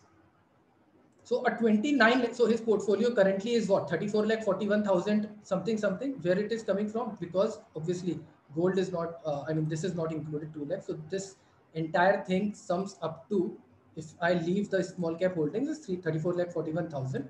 And of course, some cash and all those things are adjusted. So his total net worth is 43 lakhs, but okay, this is 34 lakhs. So out of 34, 41, 29 lakhs is into equities, 5 lakhs is into debt, and remaining is into cash and all those things. But concentrate on the equity line. 46% into large cap, 37% into mid cap, 17% into small cap. Small caps are running. Here you will do some kind of a tactical allocation. You will see that, okay, small caps are running. Then you can use the PE ratios. You can use those cyclical charts and all, which I have been talking on the Telegram group, where, you know, you kind of juxtapose Nifty chart with small cap or a mid cap chart and see that, okay, the time is that mid caps are running. Probably there might be indications when mid caps will gradually reduce. However, like we took a 5% buffer for equities and fixed income classes, you can take a 10% buffer over it. So if my allocation is a 50%, 30%, and 20%, I am very, very happy with a 46, 37, 17 allocation. But the day my mid cap goes above 40%, I will start reducing my mid cap and start moving into one of the large cap or a small cap category. Profit booking, as I say on LinkedIn and Telegram, that you need to keep invested in your funds. You don't exit. Your exit strategies are this and that. Goal-based के लिए it's good. But if you are playing at strategic allocation and tactical allocation and you are worried, are an active investor and worried when to exit, if you are asking me questions into when to exit, this is the framework to exit. Nifty PE ratio. A lot of people will say Nifty PE is 40, Nifty PE is 45, 35. Now time to exit. They have been telling to exit since Nifty PE is across 25. Miss the entire bus. PE is not working. This will work. I hope so. It has been working for me as well in this as that guy. But it's great, no? I mean, see, if entire market tanks down, small cap, large cap, mid cap, the percentages will tank down in accordance. So I hope that percentage will stay same. Now 2018, what happened? Large cap kept on going up and up and up. Small cap going down. Even in 2019, let's say this guy would have been 65% in equities or 60% in 60% in large cap. Let's say 25% in mid cap and whatever, you know, in small cap. Then I would have said small caps are available at a decent valuation. Because you can take a risk, this is the time when you need to invest into small caps. This is the time when you need to invest in the mid caps. Asset allocation का पूरा फंडा solve हो जाएगा. The only caveat over here is two caveats. You should not be greedy. Just need to stick to your percentages. Everything is quantitative, no qualitative. And second is, you need to keep checking it at least every month. थोड़ा काम करना पड़ेगा, थोड़ी मेहनत करनी पड़ेगी. I hope this sheet is clear. This is a wonderful sheet, and I love this sheet. So I mean, I love my approach. One last thing which I want to discuss with you before we close out is, if you want to do direct stocks. Some people here like direct stocks to karna because fun to usi mein. Even if you don't have the skill set, you will work on tips. You will work on, kind of Adani Power stock is running. Let's buy that, this and that. What I personally do is, see, for me, still my majority of the allocation is in mutual funds. One reason is that till the time I was in Deutsche, I was not allowed to do investing. Someone asked me this question on an email, is that please discuss that if there is a financial services firm which does not allow you to do direct stocks and all, how to do it. Every firm has a different rule, right? Deutsche never allowed, and whenever it allowed, we had to take a lot of permission, and then 6 months holding period was minimum. So I could not play a core and satellite approach. So I never did only. There were only one or two stocks which I bought, which I was highly convinced about. Otherwise, no. The second thing is that, okay, now gradually when I joined Edelweiss, I started doing more and more stock-based investing, and now more and more about that. What I follow in stock markets is a core and satellite approach. What is core and satellite approach? Again, discussed a lot of times on LinkedIn and Telegram. Guys, core means stick to 10, 15 companies and do a proper due diligence on it. Be sure that those 15 companies are actually going to stick around for at least 2 more decades, 3 more decades. HUL, Asian Paints, HDFC Bank, ICICI Bank, Relaxo, Pidilite. These are some of the stocks which probably might be in my portfolio. What all companies are there? TCS, Infosys. These all companies, mainly the Nifty 50 companies, or even some smaller companies as well can be there. These are your core holdings. You will never sell it. You will only buy it on all the dips. What I do is whenever these companies go down by 1%, 2%, I just buy 1 or 2 shares. Not more. 1, 2 shares, I keep adding it. And there is a threshold, not more than one share will be not more than 10% in my core portfolio or in my overall portfolio. So if I have a set of 15 stocks where there is a core based approach, I will only add on dips. This is my value strategy. Because I know if today HUL was one of the shares I earlier started, Reliance I just added. So when Reliance was going down, when it went down by 8%, I added 8 stocks. When it went down by 5%, I added 5 stocks. Whenever X percentage down, I add X number of stocks depending upon my maximum cap, right? So this is going to be my approach for core based. Now, these days, what is happening is this market is just going up and up and up. I am not able to add more core stocks. But whenever it goes down by 2%, sometimes there is a subjective call. So if a stock has already gone up by 20%, it corrects by 1%, probably I might not add it. So there are some technical analysis which also I do. So that comes into play as well. But technical analysis generally I don't work in the core based approach. Then there is a satellite approach where there is I have given myself a leeway of adding at least 25 stocks over here. So total 40 ho jata hai, which I know is bad, but this satellite is like today I bought it, maybe next week, next 2 weeks, next month, I'll sell it out. This completely works on the trend analysis, technical analysis, and I see the level, I see the momentum. I never added dips because you never know. These satellite stocks are mostly the mid cap and the small cap stocks, mostly the sectors which are running. So currently I'm adding specialty chemicals, metals, and all those stocks, right? Pharma, some pharma stocks like, kind of names which I've always discussed on Telegram group as well. I just generally avoid, but then there are futuristic stories. Like for example, I have mentioned the Trinity, Tata Power, Tata Motors, and Tata Chemicals. These are part of my core stocks now because I see a 10-year story growing over here, right? So these kind of stocks will be pulled into my core. The other stocks which I am just like, for example, chart based breakout ho gaya, to le liya usko 5 din ke liye. So this is my satellite approach. How much percentage in what is again depending upon you. For me, it's 70% in core, 30% in satellite. If I show this sheet to you again, so what I have done is, what I've done is, these are all my transactions. I don't want to trust what Zerodha is throwing out to me. I maintain this for him, for my friend, for myself. This is again my sheet replicated for him and then culled out a lot of data. So all these stocks which I have mentioned in orange are my core stocks. You might say, why Delta Corp? I believe in the story. I believe 10 years down the line, 5 years down the line, this might be a good stock to hold. HDFC AMC, HDFC Bank, HUL, ICICI Bank, Lombard, PruLife. These are, I'm not going down. I'm not showing entire list, but this is some stocks which I have currently. Which are my satellite stocks? Wherever CMP is mentioned are my current holdings. Aarti Drugs, Balaji Amines. These are not the real number of shares, much more. Bharti Airtel, I have to sell it out. But then obviously I have some more shares over here. So there was a time when I had Idea. There was a time when I had Birla Corp, Birlasoft, Burger King. All these were my satellite stocks. I made some money. These are again not real numbers. I made some money. I cashed it out. Current allocation, right? This current allocation, this ranking. So I'll quickly show. Okay, which is my highest stock holding. Nifty Bees is currently at 14%. I have taken it as an ETF. Tata Motors is second at 9.4%. HUL is at 8.1%. All these are my core stocks. All these high numbers are my core stocks. All the satellite stocks are below. Pause करके देते हैं. XIRR is good, right? So all these transactions over here is like whenever I'm purchasing, how many shares, what is the for the XIRR calculations? Okay, some error has happened, which I can easily correct it. Just maintain it, right? So this guy is actually having,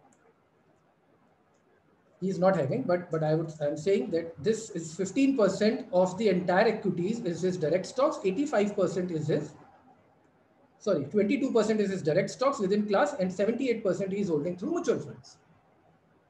And I have told him never to exceed more than 25% through direct stocks because time nahi hai, job to kuch aur hai. He can't do research, he's working on tips, but he wants to do direct stocks, not listening. So 25% we have set a cap for him. Once he exceeds 25% within equity class, I'll say sell some stocks. You need to exit. You need to exit your satellite holdings. Or he changes his stance and say, "Abhi mujhe 30 karna hai." All the things have to be worked on the data, percentages, quant. I hope this is good. This is clear. This is what I follow for myself. Not necessarily you follow for yourself or not, but this is what it is. I will, it's already 5:30. Half of the people have already left. I'll take some questions. Please be very, very specific. Don't keep on writing questions, but I'll take one by one. Would it work for a person with no experience in option? I already answered. Is stopping regular mutual fund instead of shifting or buying new direct MF a better option? Shiva, stop regular, move everything into direct.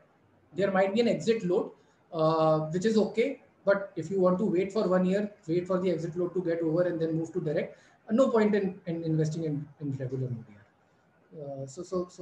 And new direct MF, why new direct MF? If you have done proper research, just move into the same direct MF. Any Bloomberg functions you can suggest which can make pulling this data easier? Yeah, Bloomberg functions are there, but for that sheet, no, if you have, Sahil, if you have the Bloomberg with you, you can easily update these values in a click of a button. I had a Bloomberg sheet made in Edelweiss, but stopped going to office, no Bloomberg access, all data gone. This is why I don't trust all these. But you have if you have the access, yes, there are Bloomberg functions. You can set up a sheet. In case of non-goal based investment, how does one arrive at the amount of monthly investment to be made? Deepak, basically, again, 30% should be your investment. Out of that 30%, whatever you are investing, then there are percentages. Everything is driven out of percentages. You need to think about what your monthly expenses are, what your affordability to invest into SIPs are, right? And then drill down. First, how much investment you can make out of your CTC. Next, how much debt, fixed income, equity, gold, all these classes should be. Next, what within the classes are. Again, if you guys go back and see the sheet, even on this, okay. Even in debt funds, there are liquid, low duration, long duration, and arbitrage. Why? Arbitrage is basically, I was doing for STPs for it. Liquid is also for STPs, but liquid also you need to have some kind of a allocation towards. Low duration for those funds which we need in next 1.5, 2 years, and long duration. Which is long duration? Bharat Bond is long duration, 10 years, because we need a long duration fund also, right? 10 years, it is giving a YTM of 7%, 6.5%, 7%. Why not? Bharat Bond is one of the good products. So even in fixed income, we have categories, even in equities, we have categories. And for all the categories, there can be some percentages set. Okay. Satellite is basically swing trading. Ronak, swing trading, positional trading for 1 month, 2 months is also, even 6 months, even 1 year. 1 year story is good. Balaji Amines and all these stocks, generally Laurus Labs and all these I purchased way back in last year. I have not sold it out. But I can keep on booking some profits when I think that, okay, the markets is just going up and up. So core I never sell. Core I never sell. Right? So this is what it is. Core I'll keep on adding. And that is why I keep separate account for core and satellite stocks. Is positional investing better than long-term provided one does due diligence? Shiva, again, it is going to be a lot of churn. If you are ready with churning, I think, again, see, there are few stocks like, which will just keep on increasing. for a long time. They're boring stocks, but will keep on increasing. You can reduce your core portfolio to 30-40% if you want excitement in life. Stick to percentages, whatever works for you well, but stick to percentages. But you can do, yes, why not? Let's say I've been investing in for the last 8-9 years, Anand. Now I am doing my MBA and I have a loan to repay. Should I take money out of my investment or repay the loan out of my salary? If you have salary, and definitely, I mean, use that, because salary still you will be keeping in your savings account, right, or a liquid fund. Now you need to see that if you need some imminent, if there is an imminent need like goal base or whatever you were saying, just keep that salary with you. Otherwise, the extra salary can be paid off, repay the loan, because okay, or you are asking that you will have a loan to repay in the future. This is a very interesting question, and I had covered this in one of the mutual fund sessions. Is that loan is sometimes very emotional kind of a thing. If you have an education loan, you get interest rate benefits, and you get 8 years to carry forward that loan. Many people will take it because yaar itna saste mein loan kahan milega, right? But then sometimes emotional thing is, and that was with me. Even after doing all these financial courses and everything, I just did not want a loan on my head. I wanted myself to be completely free of liabilities. So I got a bonus and I paid off my entire loan in 3 years. My friend, not this one, but my another colleague, he has paid all his loans, even though he's earning, his salary is in like 7 digits yearly. Why? Because he said, yes, after tax, 5%, 6% is now education loan for him, floating rate and all those things. 7 year period, he now paid off. So it's an emotional decision. But if you want to go by theory, I would say 7%, 6%, if you're getting that interest down to tax, after tax benefit, avail that. This is a theoretical answer. Hardeep, you didn't mention anything about insurance. Yeah, Hardeep, yeah, of course. See, insurance, just take a term insurance or a health insurance in the as early as possible, and keep on paying the premium. That premium, after you deduct that, then whatever is remaining is to be should be going into investment. So I did not cover insurance in this class because there's no point stretching it. Shreya, how does a young professional who is 22 start with investments other than mutual fund? Shreya, why other than mutual funds? See, if you have an idea about how to do all these things, why do you want to go other than mutual funds? Start with mutual funds, make a disciplined, kind of a habit or something. And then once you start getting comfortable, you start getting time, probably you can delve into direct stocks.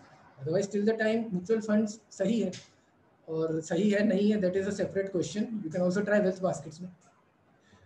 Okay, I'm not advertising myself, but this is a class only for Gyan.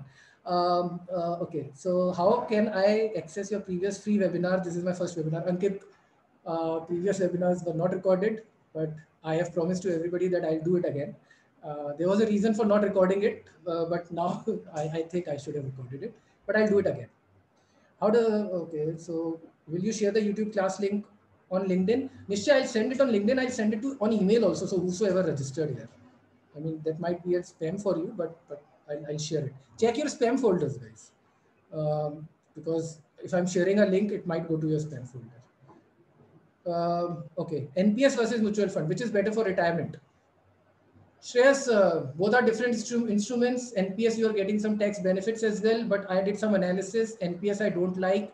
My personal subjective thing, I mean, you guys can say no to it because there are a lot of uncertainties. I mean, you can't take money till the time you are at 60, and then also you can only take 60%. I don't want anybody else to dictate to me that what I can take or what I can't take. If I am disciplined, I will take care of myself. Government or someone else do not need to tell me that how much money can I have at whatever age. I am disciplined. You guys be disciplined. Don't take out money. Take your finances in your hand. But yeah, taxation benefit hai, that might look a little more lucrative in the earlier years, but for convenience sake, over a long period of time, that might get diluted. Might. Personal subjective belief. Sir, I had a doubt regarding LTCG on stock. Yeah, where is the doubt? If I buy a company's share on different dates at different rates and I plan on selling them, is my tax liability FIFO? Yes, FIFO. FIFO. Sir, I had a doubt regarding, okay, is profit booking important in mutual funds? Rakesh has asked in a direct mess. No, it's not. I mean, you just be invested, but see, many people are today asking, kya kare? Should I book profits? Because ultimately in the long run, mutual fund will give you that 10%, 11% return in large cap, 12, 14% in mid cap and all. So if you want, if you are at 20%, 25% today, why not pull out some money and then, you know, kind of reinvest it and lower? That depends upon your thinking also, no, कि market कहाँ जा रहा है. But then with this framework, I have completely eliminated the subjective thinking about market, where it is going to go. Stick to percentages and do these kind of transactions. Churn rate, taxation, and all you need to see. Now, not like that you started investing something in a January, in a fund in January, and you exit it in June. Try to exit those funds. Also keep in mind what we discussed in a mutual fund class. How do you select which funds to exit? Like 2 years of underperformance, right? That I told you, some people might be there like third or fourth quartile consecutively for 2 years. So that's red market. And then probably if there is some necessity to exit those funds. So those are your long-term funds, no exit load, right? Okay. If a company's okay, can dynamic asset allocation be a part of core portfolio during volatility or be kept on the satellite portfolio? Dynamic asset allocation is tactical asset allocation, satellite portfolio, no core. I don't like that to be part of core. Any good resource to gauge risk profile in public domain, go to any site, any wealth advisory site, they will give you free the questionnaire too. Just you need to enter address, email address or something like that, and they will start spamming you. But even at Wealth Baskets, you can, if you go to Wealth, they will give you a questionnaire if you are going to do some kind of investment. Just go and check. Is profit booking important in mutual funds? Discussed. Rakesh. Okay. Asset allocation strategy for a largest lump sum amount accumulated through multiple exit and bonuses. See, if you are getting a bonus, lump sum bonus, start doing STP. Right. Put everything into your fixed income. Don't do lump sum into equities. Stagger it and maintain that. It's not necessary on day one you go to those 70%, 30%, 20%, whatever allocation. Take your time, take 5 months, 6 months, reach that targeted allocation, and keep monitoring. Right, so that can be done. How many mutual funds should we have in a portfolio so as not to have too many or too less? See, Nimisha, I believe probably one large cap or one index fund for a large cap is good, or you can do either a Nifty 100 or you can do Nifty 50, Nifty Next 50. Large cap is sorted. Mid cap you can have two, because there is a larger scope of active management, and that you can take two funds, two actively managed funds. Small cap you can have two actively managed funds. So total of 5. One is also fine in mid cap, two in small cap. So 1 or 2 in mid cap, 2 in small cap, because, and also check the overlap. Not like top 10 stocks are same for both of them. Check the overlap. Two funds overlap, lot of websites, Finvesta and all these people give. Because there's a lot of scope in the small cap space, right? I showed 65% is necessary in small cap, which has a 250 plus stocks to be invested in, and then they can also invest 35% in your mid cap and large cap. So that will take care. One international fund or two international funds, depending upon geography. So I am doing a China fund, US fund, and then through Parag Parikh, I'm also invested into Korean and other demographic funds. And Parag Parikh, anyways, is my favorite. So wherever they invest, I don't care. But two international funds I have. One gold fund I have, and probably three liquid, two debt funds, and Bharat bond is separate. I don't want to include it in any kind of a mutual fund, and then arbitrage fund is basically used for an STP. So I think this is a good balance. What I am maintaining for myself, for my friends, and whom I suggest. Do we exit from MF from 5-7 years, or transfer the amount to another MF, or stick with the same MF? Nishtay, again, how to exit MFs is something we had discussed. I would say stick to the MFs if they are performing well. It's not like if they underperform for a year or two and then say, abhi to chal nahi raha hai, and then you exit. No, don't do it. Give them time. I have said, give them at least 2 years of underperformance. Quartile 3 or quartile 4. Quartile 2 tak it's okay, right? So there can be fund like Axis, which might have moved into quartile 2. It's okay. Give them the leeway. It can't be a top performer every year. Do you advise to form an asset allocation mix after excluding EPF? Very, very good question. Or would you consider EPF with the fixed income allocation? So, a very good question. And this is where I also don't know what do I do. Ultimately, I include my EPF. Because in this sheet, obviously, it was, I don't think so, it was mentioned. I might have, again, there are some random arbitrary numbers, but do include your EPF because that's your money. It's basically going to be used for your retirement. But that would jump your fixed income allocation vis-a-vis your equity. So be very careful about that. So that's a very, very dicey scenario, but do include because that's your money. Secondly, many people ask what to do with the physical gold. So obviously this gold was through Kotak Gold Fund. What about the physical gold which your mother or your wife might be amassing? I never include that because those are emotional pieces, and I would never want to touch any physical gold for my asset allocation. So that's one thing. You can, I mean, this is what my framework is. You can. Nothing is fixed for in these kind of topics. Okay, can you give a basic idea about laddering approach in the Dent vertical? What is Dent vertical?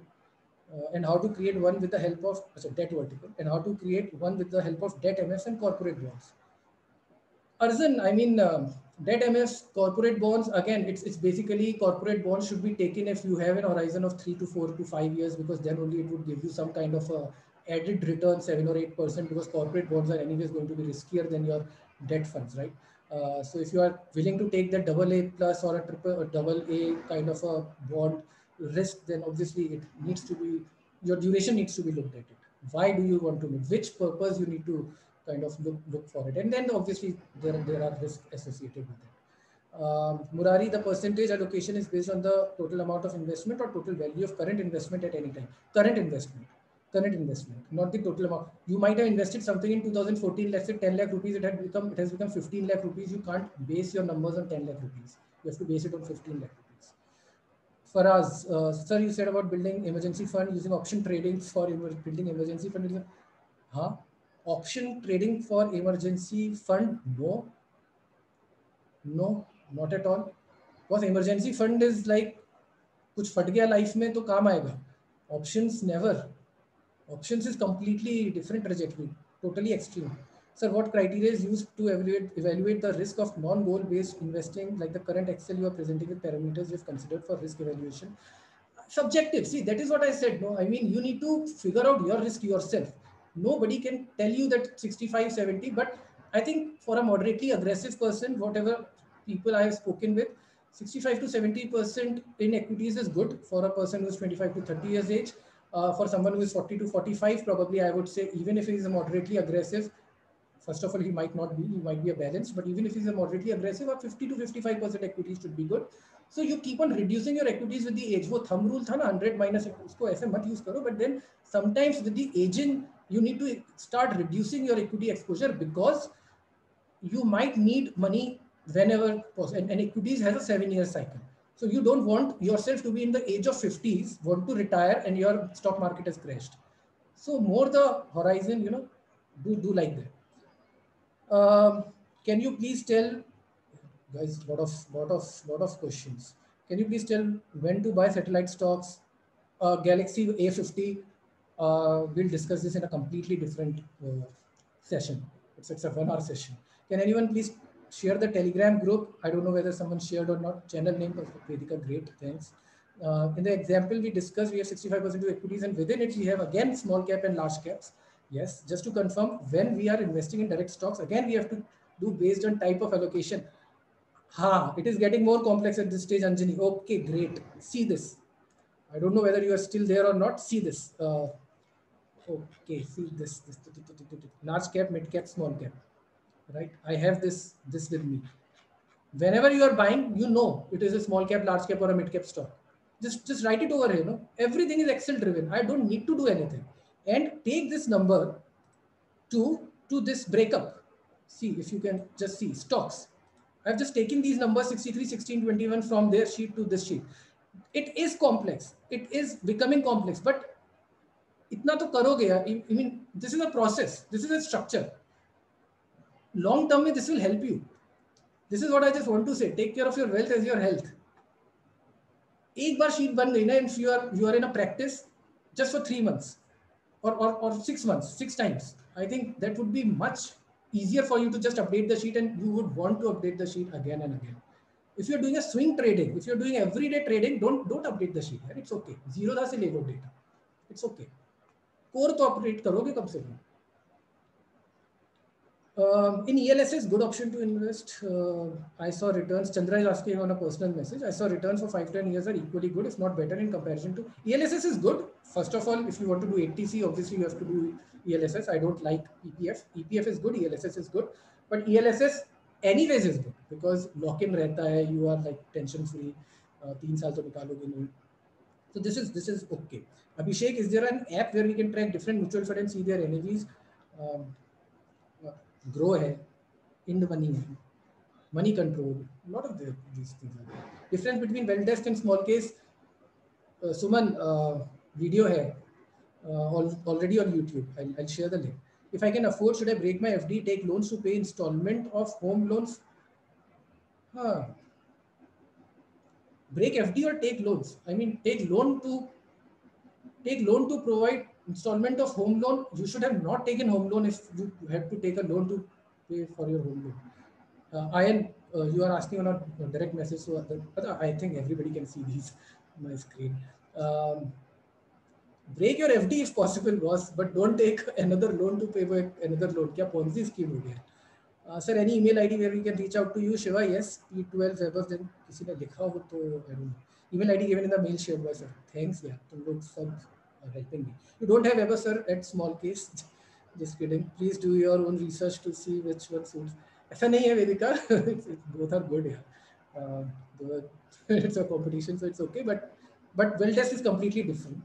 Than small case. So best option, invest route like ETFs to invest in gold. Rakesh, there are blogs on jwebov.com or jwebov.in.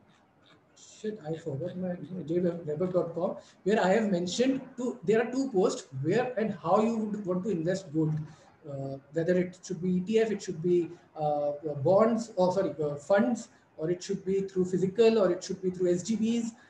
Which scenario, what is your end, objective? It is all mentioned over there. Go to jwebov.com and search for gold, blogs on gold. Okay. Any opinion on ULIPs or insurance? I don't like. I don't want to discuss. Ronak, good. So your take on SGBs? See, if you have a horizon of 8 years and don't want to get disturbed by taking out gold, SGBs are best. You get tax benefit, you get 2.5% interest rates. But if you want to do some kind of SIPs, do index funds, or sorry, gold mutual funds, because you can put an SIP. And if you are a trader and if you can be active, just buy gold ETF, and whenever gold is going down by 1-2%, just keep on buying it. But you pay taxes on it, and basically trading versus investing. Deepak is thanks Weber, thank you so much. Loknath, thanks, great session. तुम लोग अपने आप ही session खत्म कर देते हो ना यहाँ पे. Thank you so much. I mean, great to have you guys, and I can see a lot of people already left. ठीक है guys, thank you so much. If anybody is interested, go for that option class. Otherwise, see you in the next session. Let's have some other great session some other weekend. Thank you guys. Thank you. Bye. I'm just closing the video, and we'll share the link, share the YouTube link soon. Thank you. Bye.